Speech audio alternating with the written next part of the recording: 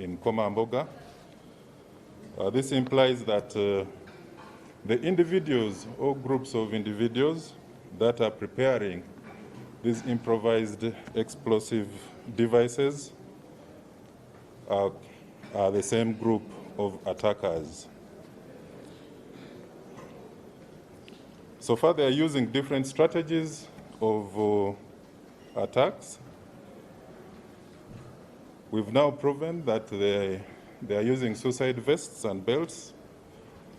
And this also confirms the suicide vest which we recovered in Pader. That was supposed to be used by the supposed suicide bomb attacker, the late Hamid Nsubuga. They're also using armed assailants on border borders or motorcycles. These are the ride-along assailants. What happened in Komamboga shows that they are also using physical bomb attacks in form of packages that are carefully placed at venues, and they are also targeting soft spots. So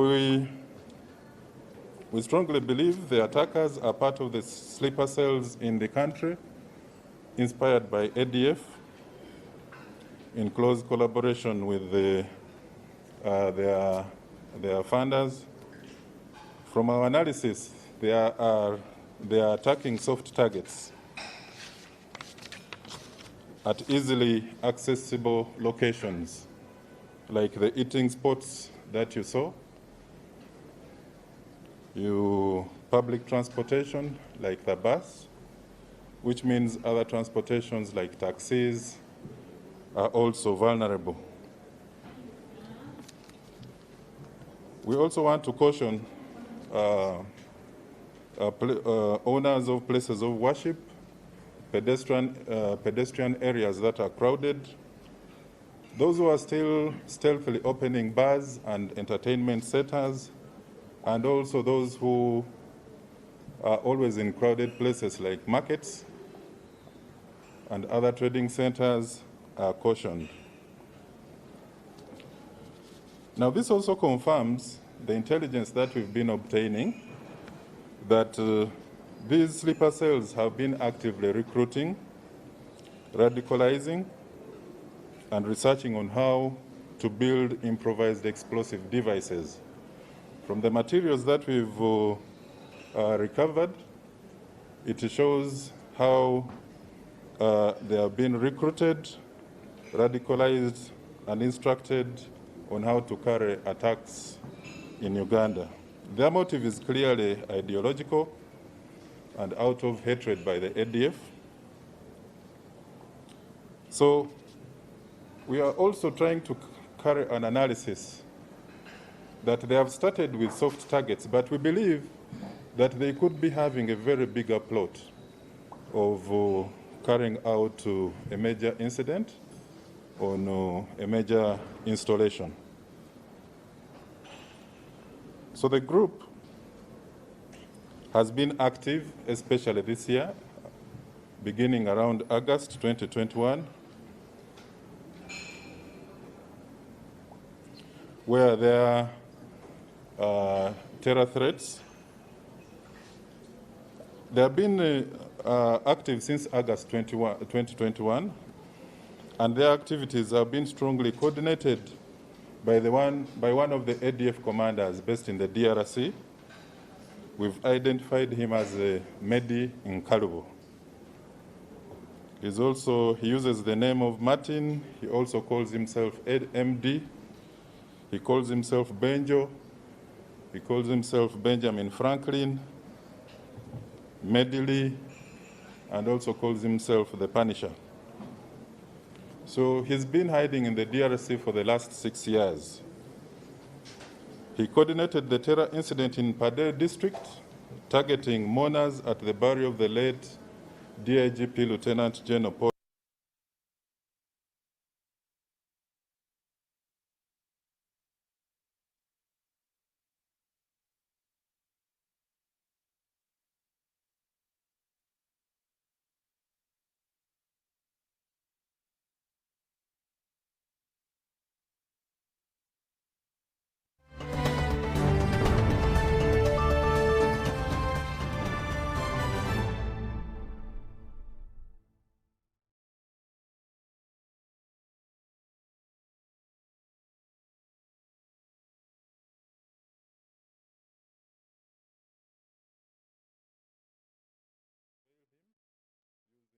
capabilities and was put out of action in Chebando while on a VIP assassination mission.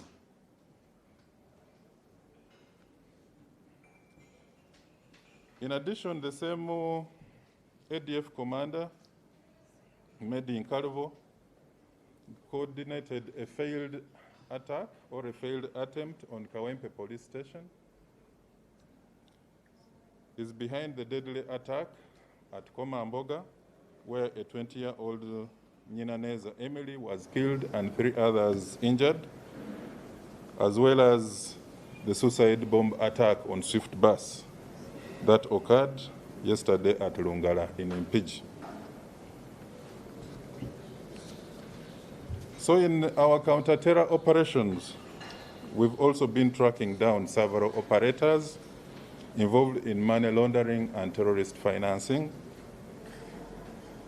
So far, we've managed to arrest 3 collaborators who were receiving money from the ADF sources and distributing it to their recipients, to their operatives and agents in the country. Amongst those arrested, we have Abdul Rahman Waivi, we have Sanyu Nachitende. These 2 have so far received 114,000 US dollars, which we have been able to track. And they have distributed it to their recipients on behalf of the ADF. We've now managed to track one of the recipients who received funds to facilitate terror activities. She was tracked down and arrested in Hoima, Ewan Aisha Katshabe. So this brings to 3 those ones. But we are also interesting ourselves on funding that is being channeled through some of the petroleum companies and real estate dealers. We are tracking down finances to a tune of US dollars 400,000 through petroleum companies.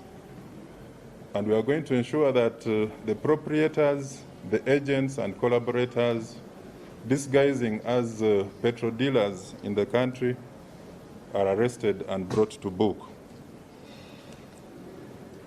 Now, as you're all aware, during the same period, we managed to round up 13 rebel collaborators, 11 of whom were part of the hostile rebel group, the Uganda Homeland Liberation Movement, or Front.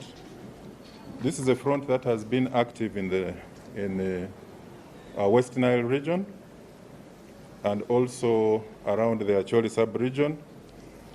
You remember in 2016, the leaders of this group, that is Openjuru Howard and his father Openjuru John,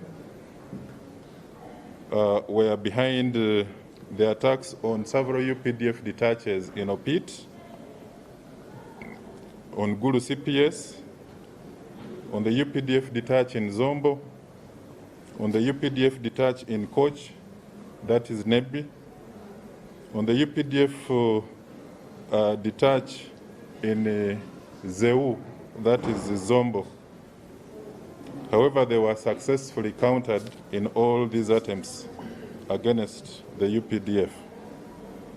The other rebel collaborators who were arrested, there is Mutumba Muhammad, Warom Felix, and Bamusingire Robert. Then we also briefed you on the 2 suspected Mai Mai rebels, which is another hostile group in the eastern DRC, where 2 of them, that is Buambale Moses and Biako Mbagare James, entered the country. These ones were arrested after they crossed into the country through an ungazetted area. So we want to assure Ugandans that despite these cowardly acts of terrorism from existing sleeper cells inspired by ADF, the joint security agencies remain committed with an unwavering resolve to protect Ugandans and visitors in the country.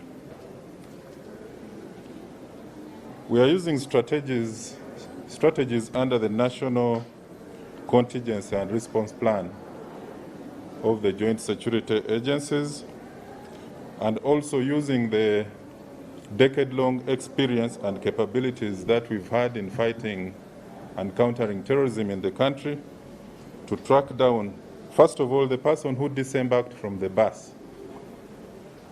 We are already tracking that person. That is after the Maya checkpoint. And like we've indicated with the few arrests that we've made, we are continuing to work with our partners across the country and across the region, because there are very good terrorist cells that are existing in the East African region. One of these collaborators who were involved in money laundering even traveled from here up to Zambia and also returned. They were meeting a contact from South Africa. There are contacts they have been meeting from Tanzania, Kenya, the DRC, and so on. So probably they're trying to establish their cells within the East African region. But like we've always indicated, we have this level of preparedness. Despite these two incidents of deadly explosions, we want to assure Ugandans that we are doing everything possible within our means to ensure their safety and security. Now, in addition to that statement, we notice that despite our messages on promotion of vigilance and alertness to members of the community, still members, different business persons are not following, are not exhibiting vigilance. Going by what happened yesterday in the bus park, it really shows that there is still laxity in our level of vigilance and preparedness. Up to now, you still find people are gathered and not bothered about their safety and security. So we want to come up with a few measures on how to enhance vigilance following these attacks. These two attacks on soft targets. The public must know that attacks against soft targets are actually vulnerable. They are easy to exploit, and thereby ensuring a higher success for terrorists. Now, if you look at what happened in Komamboga and what happened in the bus park, these two settings and venues are an inviting atmosphere. First of all, for visitors, for customers, because it is usually open and spacious, but also very attractive for terrorists. Now, you'll notice that most of these soft targets, arcades, markets, places of worship, do have multiple entrances and exits, which are sometimes not even manned. And then you find people still accessing these places without putting their security into consideration. When you watch, we have places where the parking lots are located in very close proximity to maybe the eating place, and it is very, very easy for somebody to jump from the car, from the motorcycle, carry out an attack and back. So these are issues that we really need to take into consideration. Now, from the lessons we're observing, the sites at Komamboga and the sites at the bus terminal in Kisenyi, they do lack visible security guards and detailed screenings. These were not undertaken prior to entry. And sometimes you may not blame the security guards because some of them do lack the training. And even some of them go by the instructions of the owners of the venues and businesses, which is in conflict with their training. Some of these individuals actually lack the proper screening of individuals and cars. They cannot detect what explosives are. Some of these explosives are concealed in a number of metallic plastic containers and so on. So this is also another danger. So we are calling upon the business community, the private sector, to let them know that based on what has happened in the country in Komamboga and Lungala, they have a role to play in the detection and prevention of these attacks on their businesses, on their premises, and all these other places. But the first intelligence we want to give them is that such threat actors will always carry out some sufficient surveillance on the venues that they intend to attack. And this happened in Komamboga from the information that we do have. So therefore, it is always important that business owners, proprietors, take interest in the movement of persons around their businesses, whereby if they detect any suspicious behavior, they need to interest themselves. There are people who will start, they will start inquiring about the operation of that very business. They'll want to study the access controls. So people who come with who are keen on the business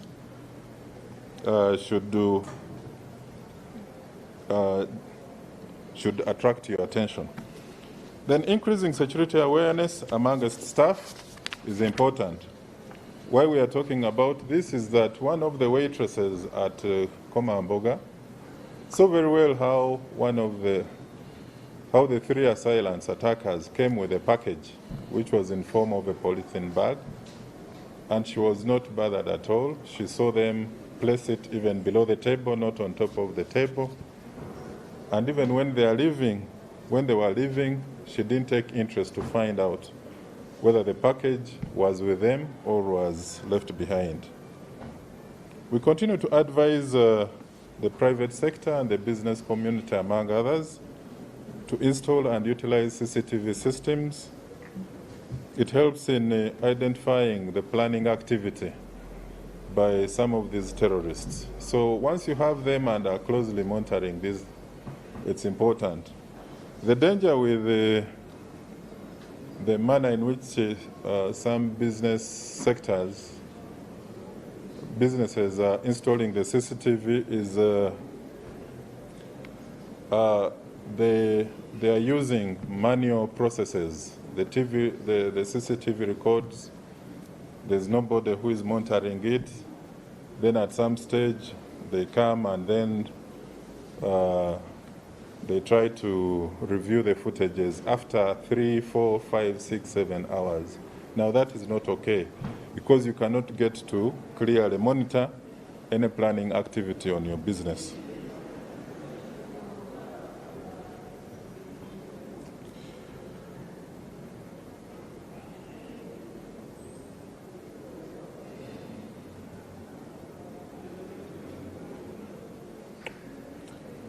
Now,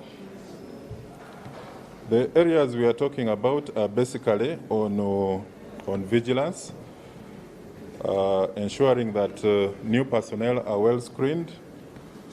Security guards should be unpredictable in their patrols. Constant engagement of persons around your business, inquiring from them. In most cases, we notice that sometimes when strangers or criminals come to your premises and you try to inquire from them, some of them are panicky, and you can see them walking away immediately and things like that. So it is always good to engage persons around it can help you intercept a potential attacker. It's good to be on the lookout for people who are taking pictures in places like the access doors, security checkpoints, those who are outside the category of tourists.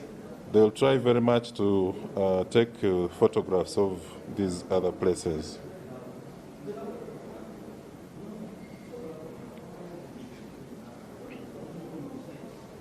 Then watching out for incidents of impersonation, where somebody puts on a uniform similar to that of the staff at the workplace,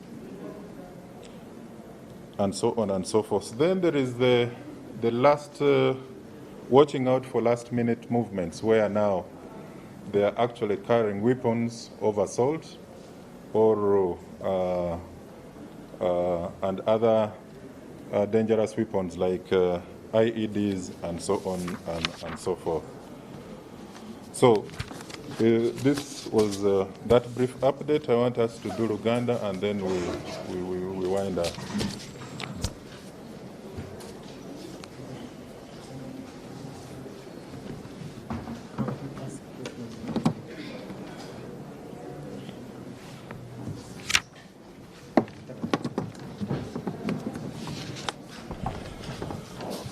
We shall be sharing some of the photographs of the people whom we have with us. For instance, this is the last person we arrested yesterday. This is the lady we arrested yesterday, Katshave Aisha, whom we arrested from Hoima. She has been a recipient of money that has been coming through. I think you will get better pictures from outside here. So she was actually arrested yesterday. These things have not been printed very well, but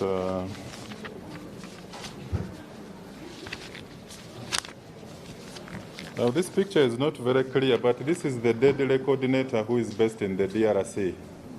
He's called Medi in Karubo, the Punisher, AK, so and so. He has so many names on him. You'll get a better picture in form of a soft copy, and then you'll use that. So he has been the one behind, he has been the mastermind behind this new wave of terror, and coordinating the sleeper cells that we are having here. Then this is YV Abdul Rahman, one of those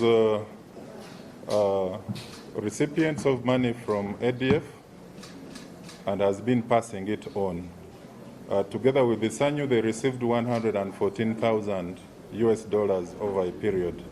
So he's been one of those who are arrested and is actually with us. Then we have